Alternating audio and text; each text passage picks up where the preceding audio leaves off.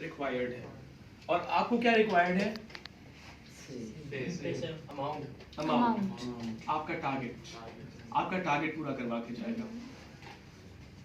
अब मुझे जरा ऑनेस्टली बताओ, आप कहीं कोई चीज बाय करने के लिए गए और आप जो बाय करने के लिए जो चीज गए थे आपको वो चीज नहीं मिली, क्या आप उसके पैसे देना चाहोगे?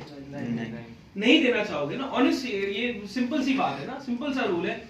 आप लेने कुछ गए थे, कोई आपको कुछ और बेच दे, हाँ अगर तो कोई अपनी चालाकी से कोई चीज बेच दे गलत बता के, बाद औक़ात टेक्नोलॉजी के अंदर मोबाइल फोन में आप गलत चीज उठा के ले आते हो मार्केट से, और वो फिर वो दोबारा रिटर्न भी नहीं होती वो चीजें।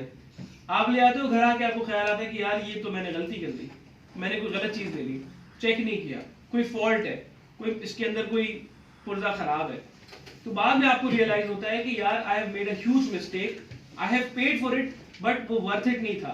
आपको वैल्यू नहीं शो होगी, क्या आप उस चीज को सेल्स बोलोगे? आप बोलोगे यार सामने वाले ने मुझे धोखा दिया। आप कभी भी सेल्स नहीं बोलोगे उसको, आप सेल्स नहीं बोलोगे। तो कभी भी याद रखना, अगर आप अपनी